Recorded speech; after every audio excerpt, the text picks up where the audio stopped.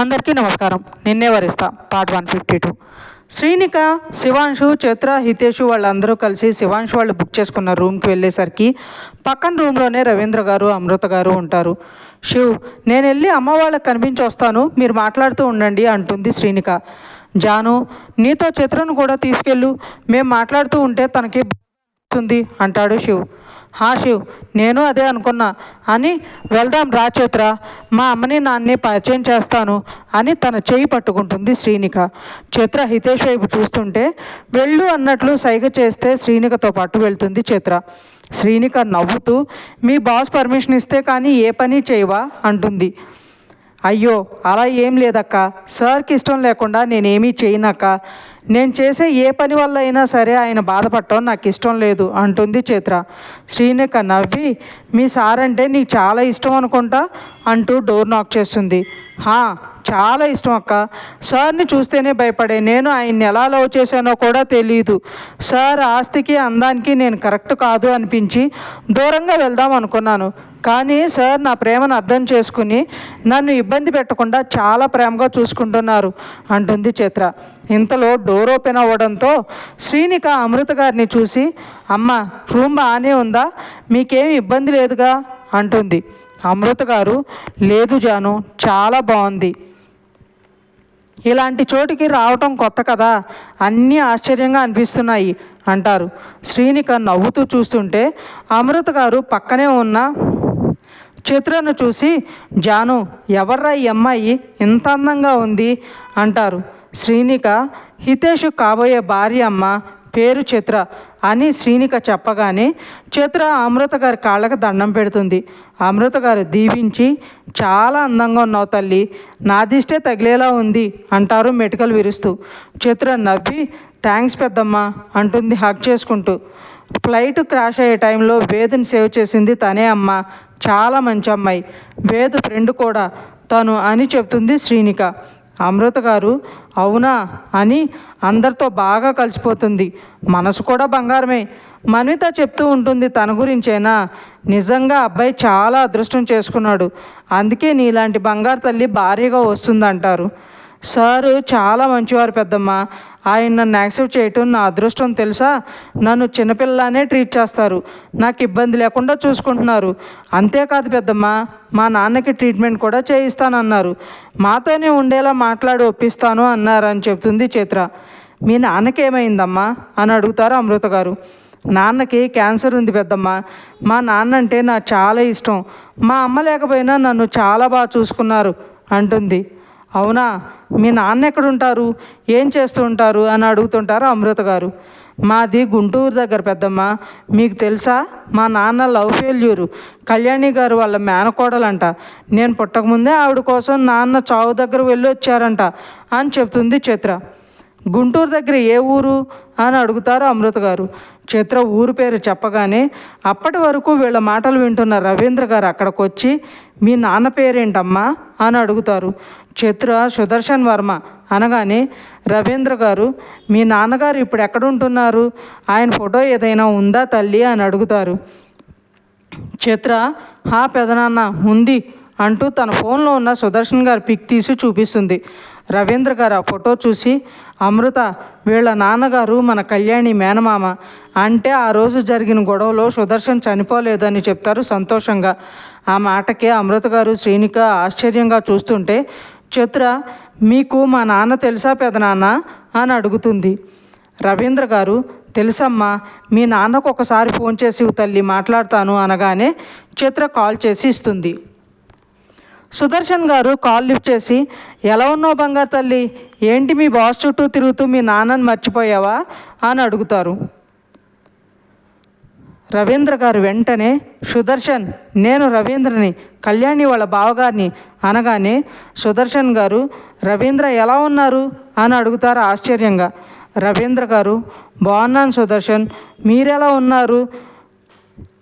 సుదర్శన్ గారు బాధగా, ఎలా ఉంటాను రవీంద్ర, కళ్యాణి ప్రసాద్ పిల్లలు అందరూ చనిపోయాక అక్కడే ఉండి కూడా వాళ్ళని కాపాడలేకపోయాననే బాధని, నా మీద నాకే వస్తున్న కోపంతో కొన్ని సంవత్సరాలు పిచ్చివాడిలా ఉండిపోయాను, ఆ తర్వాత కొన్ని పరిస్థితుల వల్ల పెళ్లి చేసుకున్నాను, చిత్ర పుట్టిన తర్వాత తన బాగోగులు చూసుకుంటూ కాలం గడిపేస్తున్నాను అంటారు. రవీంద్ర గారు, కళ్యాణి వాళ్ళు బతికే ఉన్నారు సుదర్శన్, వాళ్ళ కోసమే నేను వచ్చాను అని అనగానే సుదర్శన్ గారు ఆనందంగా, నిజమా రవీంద్ర, ఎక్కడున్నారు, ఎలా ఉన్నారు అని అడుగుతారు. రవీంద్ర గారు మాట్లాడేలోపే చిత్ర ఆయన దగ్గర నుండి ఫోన్ తీసుకుని, నాన్న మేము స్విస్లో ఉన్నాం, మీరు అంకుల్తో మాట్లాడుతూ ఉండండి, నేను వెళ్ళి ఈ గుడ్ న్యూస్ మా సార్కి చెప్పేసి వస్తాను అంటూ ఫోను రవీంద్ర గారికి ఇచ్చేసి పరుగున హితేష్ దగ్గరికి వెళ్తుంది. శివాంశు ఆద్విక్ ఫ్యామిలీ గురించి మొత్తం చెప్పి తర్వాత అన్విక దగ్గరకు వెళ్ళాలి, తనని సర్ప్రైజ్ చేయాలని మాట్లాడుకుంటూ ఉండగా పరుగున వస్తున్న చిత్రం చూసి హితేష్ కంగారుగా తనని చేరుకుని, ఏమైందిరా, ఎందుకు అలా పరిగెడుతున్నావు, ఏమైనా ప్రాబ్లమా అని అడుగుతుంటే చిత్ర ఆయాసపడుతూ లేదు అన్నట్లు తల ఊపుతుంటే హితేష్, మరేమైంది, నీకేం కాలేదుగా అంటూ పక్కనే ఉన్న వాటర్ బాటిల్ తీసుకుని తనకిస్తాడు. చిత్ర వద్దు అన్నట్లు పక్కకు తోసి, అది అది అక్క, నేను రిలేటివ్స్ సార్, నాన్న కాల్ చేశారు, అంకుల్ మాట్లాడుతున్నారు అని చెప్తుంది. హితేష్ చిరుకోపంగా, అది చెప్పడానికి ఎలా పరిగెత్తాలా, చూడు ఇంత చలిలో కూడా ఎలా చెమటలు పడుతున్నాయో నీకు అంటూ తన మొహం తుడుస్తుంటే చిత్ర తన చీరకొంగు తీసుకుని తుడుచుకుంటూ, ఏం కాలేదు సార్, నాన్న ఫోన్ విషయం చెప్దామనే పరిగెడుతూ వచ్చేసాను, నాకు చాలా హ్యాపీగా అనిపించింది, నా హ్యాపీనెస్ మీతో షేర్ చేసుకుందామని వచ్చేసాను, ఇప్పుడు వాళ్ళందరూ నాకు బంధువులే కదా అంటుంది నవ్వుతూ. చిత్ర మాటలకి, తన ఆనందానికి తనకున్న కంగారు పోయి నవ్వుతూ, నువ్వు హ్యాపీ కదా అంటాడు హితేష్. చిత్ర నవ్వుతూ, ఓ చాలా హ్యాపీ అంటుంది. హితేష్, సరే మనం కూడా ఆఫీస్ దగ్గరికి వెళ్ళాలి, స్టార్ట్ అవుదాం రా అని అంటాడు. చిత్ర, అలాగే సార్ అంటుంటే శివాంశ్ వీళ్ళిద్దరినీ చూసి మనసులో, నీకు సరైన జోడి దొరికింది హితు, తన మీద నువ్వు చూపిస్తున్న కేరింగు, తన గురించి పడుతున్న టెన్షన్ చూస్తుంటే తనను నువ్వెంత లవ్ చేస్తున్నావో అర్థమవుతుంది. జాను గురించి ఎప్పుడు నీలో ఇంత చేంజ్ చూడలేదు, బట్ ఇప్పుడు చిత్ర విషయంలో చూస్తున్నాను. ఇలాంటి మంచి అమ్మాయి నీకు దొరికినందుకు, నువ్వు హ్యాపీగా ఉన్నందుకు నాకు కూడా చాలా సంతోషంగా ఉంది. జాను కూడా నిన్ను గిల్ట్ ఫీల్ అవ్వకుండా తన మాటలతో అన్నీ మర్చిపో అని చెప్పకనే చెప్పింది అనుకుంటూ ఉండగా హితేషు, శివ్ నేను స్టార్ట్ అవుతాను, మీటింగ్ అవ్వగానే అన్విక దగ్గరకు వెళ్దాం అని అంటాడు. శివాంశ్ నవ్వి ఓకే హితు అని హగ్గిచ్చి బాయ్ చెప్తాడు. చిత్ర అలా పరిగెడుతుంటూ తన వెనకే వచ్చిన శ్రీనిక హితేష్ని, చిత్రని, వాళ్ళ మధ్య ఉన్న స్వచ్ఛమైన ప్రేమని చూసి శివాంశ్ లాగే తను కూడా అనుకుంటుంది. హితేష్ వెళ్తుంటే డోర్ దగ్గర నిలబడి శ్రీనికను చూసి చిన్న స్మైల్ ఇచ్చి బాయ్ శ్రీనిక అని చెప్పేసి ముందుకు వెళ్ళిపోతాడు. చిత్ర కూడా బాయ్ అక్క అని చెప్పి హితేష్ వెనకే వెళ్తుంది. తను వెనకే వస్తున్న చిత్రని తన పక్కకు లాక్కుని తన చుట్టూ చెయ్యేసి మాట్లాడుతూ వెళ్తున్న వాళ్ళిద్దరినీ చూసి శివాంశు, ఇద్దరు బాగా సెట్ అయ్యారు కదా అంటాడు. శ్రీనిక, సెట్ అయ్యారు, she so innocent Shiv, but good at heart, తన్నే దారి తెచ్చుకోవాలి, తనకు అన్నీ నేర్పించాలంటే హితేష్ కొంచెం కష్టపడాల్సిందే అంటుంది నవ్వుతూ. వాడికి ఓపిక ఎక్కువ జాను, తెలివి కూడా చాలా ఎక్కువ, వాడు అనుకున్న దానికంటే త్వరగా చిత్రకి ఇబ్బంది లేకుండా వాడికి నచ్చినట్లు తను మార్చుకుంటాడు అంటాడు శివాంశు వెళ్తున్న హితేష్ వాళ్ళని చూస్తూ. చూద్దాం అంటుంది. వీళ్ళు ఇలా మాట్లాడుకుంటూ ఉండగానే హితేష్ మళ్ళీ వెనక్కి వస్తుండటం చూసి శివాంశు ఎదురెళ్ళి, ఏమైంది హితు, ఏమైనా మాట్లాడాలా అని అంటాడు. శివ్, చిత్ర ఫోను అంకుల్ దగ్గరే ఉండిపోయింది, తనకి డైలీ 4 times వాళ్ళ నాన్నతో మాట్లాడితే కానీ తను నార్మల్గా ఉండదు ఈ రోజంతా అంటాడు హితేష్ నవ్వుతూ. ఓ నేను కూడా మర్చిపోయాను, ఇప్పుడే తెస్తాను అని శ్రీనిక ఆ రూమ్లోకి వెళ్తుంటే హితేష్ వెంటనే, Srinika if you don't mind, నేను ఆంటీ వాళ్ళతో ఒకసారి మాట్లాడొచ్చా ప్లీజ్ అంటాడు. శ్రీనిక శివాంశ్ వైపు చూస్తే తను తీసుకెళ్ళు అంటూ సైగ చేయగానే తనతో పాటు తీసుకువెళ్తుంది. హితేష్ లోపలికి వెళ్ళి అమృత గారి ఎదురుగా నిలబడతాడు. ఆద్విక్, అన్విక, కళ్యాణి గారు ముగ్గురు కలిసి చెకప్ కోసం హాస్పిటల్కి వెళ్తారు. డాక్టర్ అన్ని టెస్టులు చేసి బేబీని మానిటర్లో చూపిస్తుంటే ముగ్గురు చాలా హ్యాపీగా ఫీల్ అవుతారు. కళ్యాణి అన్విక నుదుటి మీద ముద్దు పెట్టి, చాలా సంతోషంగా ఉందాన్వి, ఇప్పుడు నా కొడుకు నా కళ్ళ ముందర ఉన్నాడు, అలానే వాడి కొడుకు ఈ భూమి మీదకి వస్తున్నాడు, ఆది విషయంలో నాకున్న లోటు అంతా నీ కొడుకుతోనే తీర్చుకుంటా, కాదని అన్నావో అస్సలు ఒప్పుకోను అంటారు వస్తున్న కన్నీళ్లను ఆపలేక.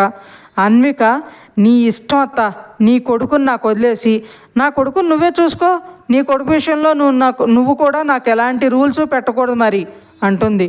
కళ్యాణి గారు ఆ మాటకి నవ్వుతూ, అల్లరి పిల్లవే అని తల మీద చిన్నగా మొట్టి, ఫుడ్ బాగా తినాలి, లేదంటే నాలో అత్తని నీ మొగుడికి అమ్మని చూస్తావు అంటారు.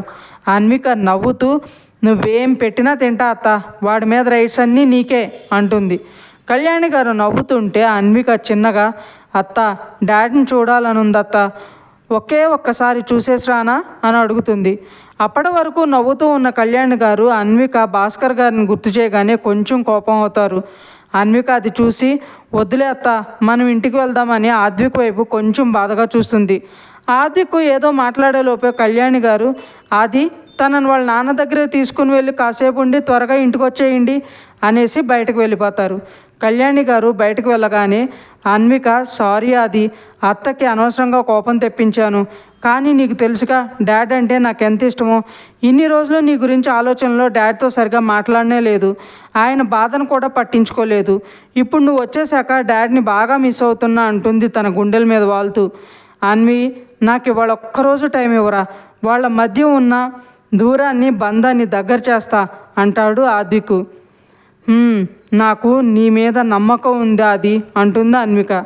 సరే, అమ్మ ఇంటికి వెళ్ళిపోయినట్లుంది, మనం మావయ్య దగ్గరికి వెళ్దాం పదా అని ఆద్విక్ అనగానే అన్విక చిన్నపిల్లలా చేతులు ఎత్తి, నన్ను ఎత్తుకుని తీసుకెళ్ళు అంటుంది. ఆద్విక్ అన్విక తల మీద చిన్నగా కొట్టి తనని ఎత్తుకుని బయట కారులో కూర్చోబెడతాడు. ఆద్విక్ డ్రైవింగ్ సీట్లోకి వెళ్తుంటే అన్విక తన షర్టు పట్టుకుని లాగి, డాక్టర్ చెప్పింది విన్నావు కదా, నీ ఇష్టాన్ని నేను ఎప్పుడూ కాదన్ను, ఏదేదో ఆలోచించి నన్ను దూరం పెట్టుకో అది అంటూ కన్నీళ్లు పెట్టుకుంటుంది. ఇంకా ఉంది ఫ్రెండ్స్. మీకు ఈ స్టోరీ నచ్చినట్లయితే లైక్ చేయండి, సబ్స్క్రైబ్ చేయండి. ఇంతలా ఆదరిస్తున్నందుకు థ్యాంక్ యూ సో మచ్.